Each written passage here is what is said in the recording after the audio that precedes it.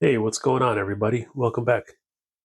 Today I've got a Focusrite Clarett 8 Pre digital audio interface for repair. This is a very nice quality digital audio interface. It's got 8 inputs, it's got all the bells and whistles, phantom power, display, everything you'd expect from a digital audio interface. This one does not power on. Okay, got it plugged in, going back there, and it's not powering on. All right, so we're gonna have to take it apart and try to figure out what the problem is. So let's open it up and see what we find.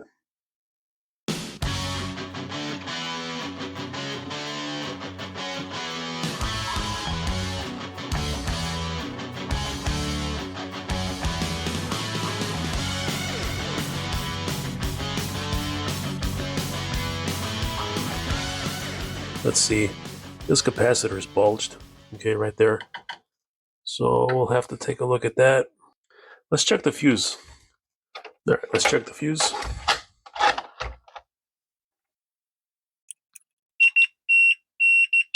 All right, the fuse is good. And while we're in there, let's check these diodes while we're here. Yeah, that one looks okay. Wait, this one, this looks like an inductor. Let's see what that is. Yeah, I think that's an inductor, so that's why it's shorted. Let's look at this diode here. All right, this diode is shorted. Let's check out this. This is also shorted. We're gonna have to take this board out because it doesn't mean that those diodes are shorted. It could be what's underneath that's creating the short and making those look like a short circuit.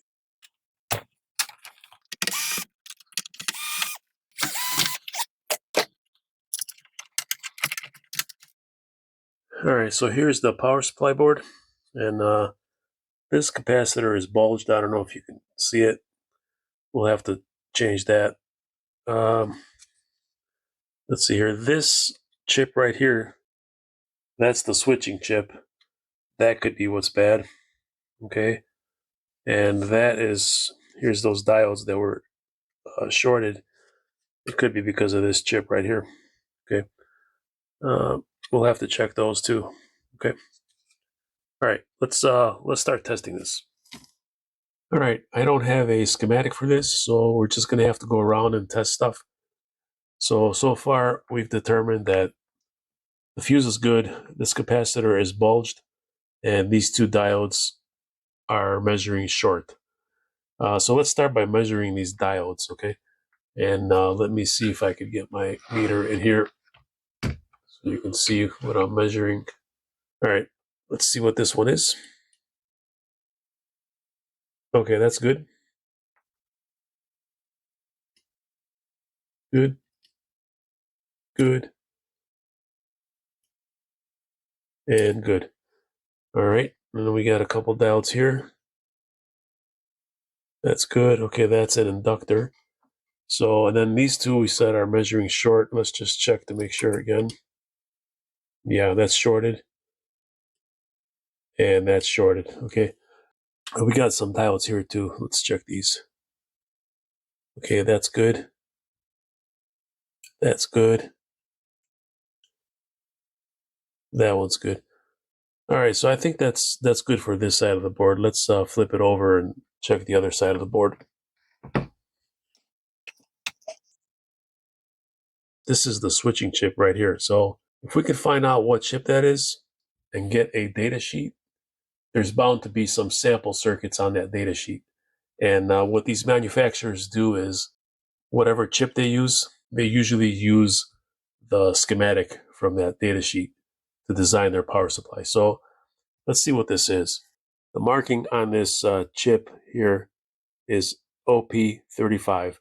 So we'll have to look that up to see if we can figure out what it is. But right here, this looks like a 100 ohm resistor that has exploded. Okay, so there's one issue. Here's another resistor that looks like it's fried right there. And that is a 1K resistor. Okay. Now here is some small resistors. This one looks like it's fried right here. Okay. This could also be fried. All right, so that means this is probably a MOSFET here underneath on the other side. Let's see. Yeah. Okay, so that could be fried. All right. So what I want to do is look up that chip and see if I can find the data sheet on it, and then we'll probably have a sample circuit on that data sheet that we can look to figure out what all this stuff is. Okay. All right, so here's the IC. I took a picture of it so you can see the marking. It's OP35. And I'm going to show you now how I use Google Images to find ICs from the marking. All right, so first I'll enter the package type and then the actual marking and do an image search. And that's not it. All right, let's try SOT 23-6. And here, let's make this one word. OP35. Okay. All right. This looks like it's it right here. Let's see. Yeah, that's it. OP35. Found it. That was quick. See, that's why you have to do an image search. If you would have searched for text, you would have never found it. But with the images, Google will find it for you if you know the marking. So 10 pieces for $1. That's pretty cheap. Okay, so I'm just going to go ahead and replace this chip. I'm not even going to bother testing it. So let's look up the datasheet though, okay? Let's see what we got with this datasheet. PDF. All right, and here we go, datasheets. Download datasheet. Green mode, PWM controller. Well, it doesn't work, so that's about as green as you can get. So let's see here. Here's pins. Pin 1 is ground. Just your typical controller. Now pin 4 is a CS. That probably goes to those 4 low value resistors we saw, the ones that looked like they were blown, because those are probably current sense resistors. Okay, so let's see if we could find a sample circuit here. What's this? No, that's not it. That's not it. And here we go, sample circuit. Let me rotate this counterclockwise. Okay. All right, here we are, and here is the chip. Here are those current sense resistors. Okay, here's the MOSFET, RS2, RS1. Do they have values here? Yes, they do. RS2, RS1, 2.7 ohm. So they got these in parallel, so it's about 1.3 ohm for the current sensing on pin 4. Okay, let's look at our drawing again here. Let's see. So these are the current sense resistors. We have 4 of them. Okay. The schematic, the data sheet shows 2.7 ohm resistors in parallel, and we have 2 1 ohm and 2 3.3 ohm. That looks like 3.3. This is 3.3. So we have these 4 in parallel. Let me see what that equals really quick. Let me figure that out. Hold on. All right, so these in parallel equal 0.38 ohms, okay? And the schematic or the data sheet shows 2.7 in parallel, which is about 1.35 ohms. So, I mean, it shows a higher value. I'm not sure why they chose a lower value here, but you know, that's how they designed it. So let's see what else. This is I said earlier this is a 100 ohm resistor, but I think it's a 10 ohm resistor. 100 is 10 ohms. So, and this goes to pin 6 right here. So this is pin 1, this black dot. So 1, 2, 3, 4, 5, 6. This goes to pin 6. So let's see what that is on pin 6 here. Yeah, that's R7. That goes to the gate. Okay, what is R7? It should be 10 ohms. Yep, 10 ohms. And they call for a 1206, but I think what we have is a 0805. A little less power. Maybe that's why it blew. I don't know. So anyway, this has to be replaced. This goes to the gate drive. It looks like it goes up here and into this one, which is also blown. So yeah, I think this chip went nuts and just blew these resistors. I think that's what happened. I bet you the MOSFET's still good. We'll have to test it. So what I'm going to do is I'm going to order this chip. Just going to remove this, and all these four and replace them. For these four, I don't know if I have the exact same values, but I will put some in parallel that equal 0.38. So it should be the same total. And the reason they have four in parallel is so they can have 1 watt of total power, because these are quarter watt resistors, right? So they could just dissipate more power by putting four in parallel. Okay, so I'm going to replace these, and let me order this chip right now, and we'll get things going. All right, so those two diodes that were shorted, I went ahead and removed one leg so we can measure them out of circuit. Let's see if I can get my meter on camera for you. All right, so here's that first one right here. 0.561. Okay, so that's good. That's not shorted. Okay, and let's check the next one.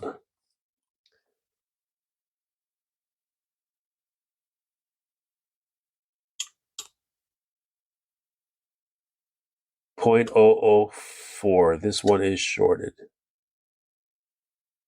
Yep, 0.004. So this glass one is shorted and this other one is not. So, all right.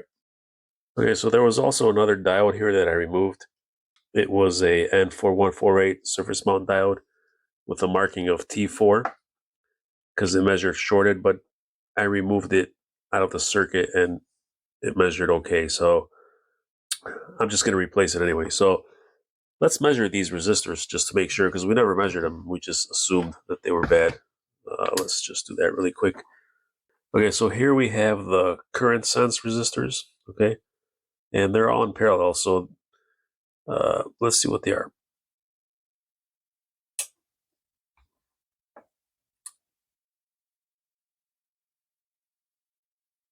Yeah, 9.86K, okay? 9.86, they're all shorted, okay? They're all open. Here is the 10 ohm resistor. Let's see what that is. Yeah, that's reading 10K. I don't know if you can see that. 10K.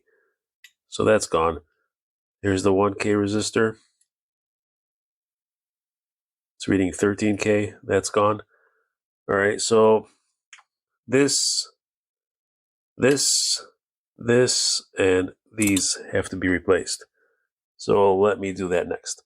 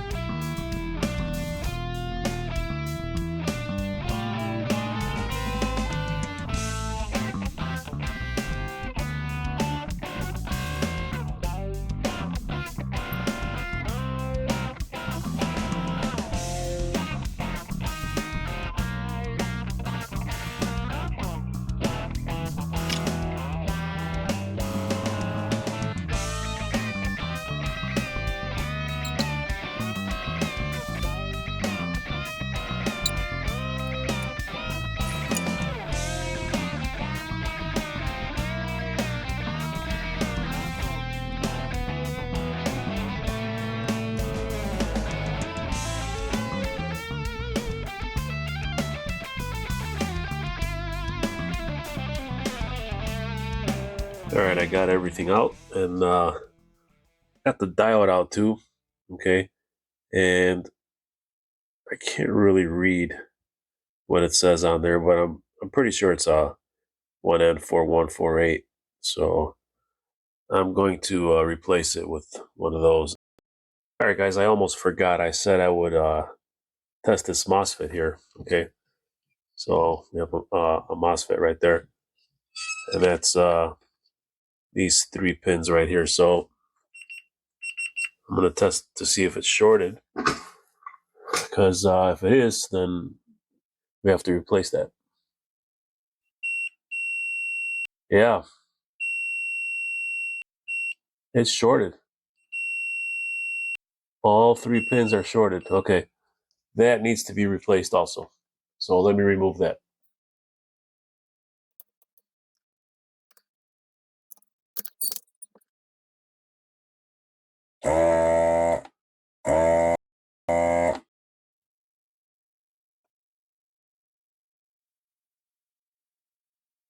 All right, guys, remember I said this capacitor here is looking a little bit bulged right there. I don't know if you can see that.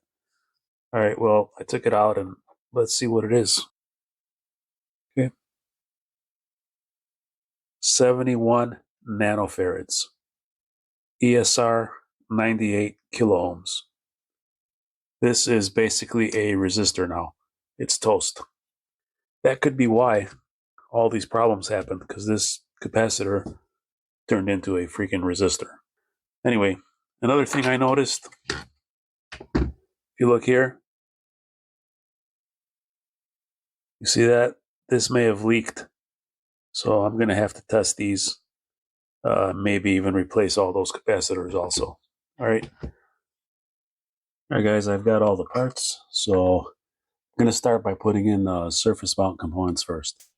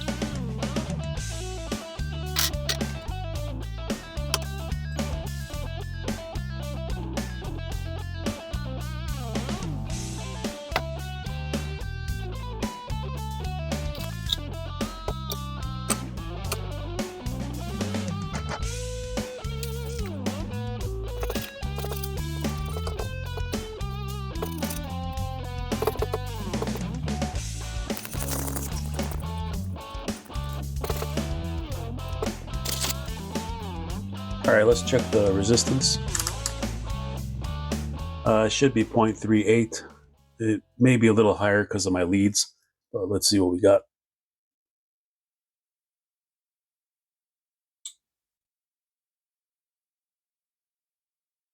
All right, so we got about 1 ohm, 0.9 actually.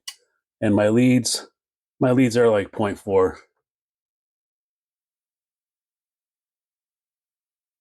Yeah, around 0.4. So yeah, we got around 0.4, 0.5.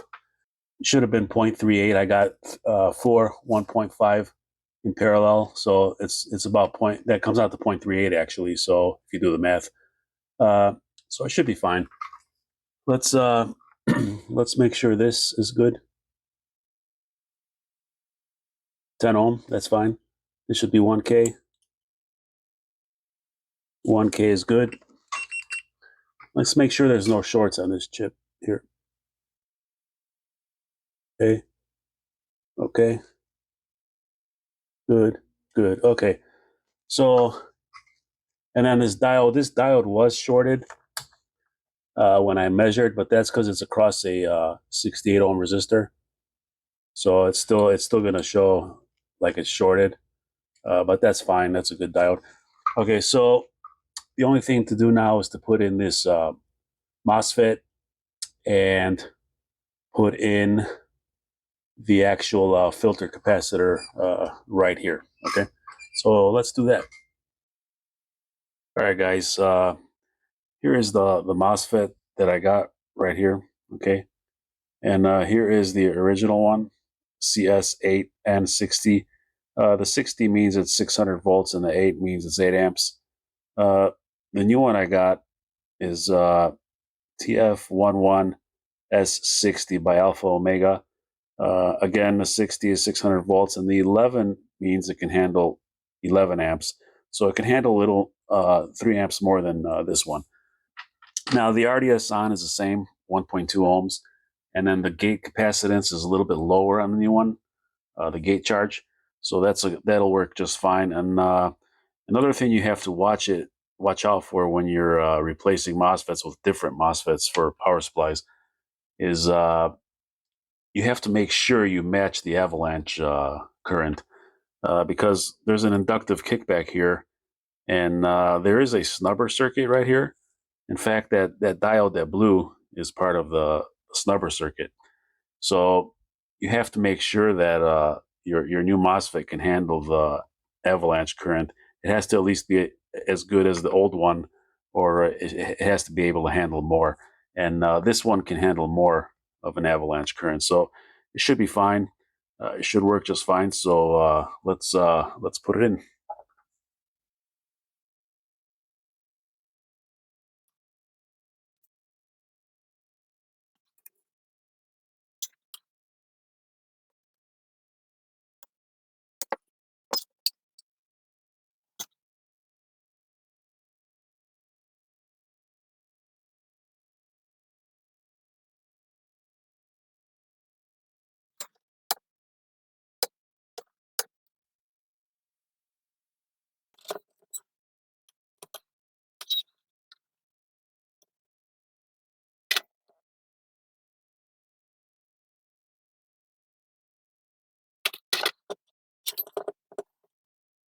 All right, guys. I think we got everything. These capacitors over here, I was going to replace them. I probably will, but for now they're good. I tested them, and they're all good. Uh, I just don't like the cheap capacitors they put in here. You pay $1,000 for a digital audio interface, and you get the cheapest capacitors available. So I'm gonna wind up replacing these, but for now they're still good, and this is good enough to test. So let's put it back in and see if it works. All right, guys, I got the power supply back in. I got it plugged in, but it's off. So far, no explosions. I'm going to turn it on, and we should hear some relays clicking. We should see some lights, and we'll know if it's good, okay? Here we go. I heard the relay. Lights on. Light. These lights are on. I think it's working. We're getting power. It's working. Let's see. 48 volts. That light went on. Okay, we got phantom power working. That's good. I guess what I should do now is plug it in and see if we get anything here. Let me plug something in there real quick. All right, so I'm going to plug in my guitar. Okay. There we go. It's working. Okay. That's great. Let's try channel 2.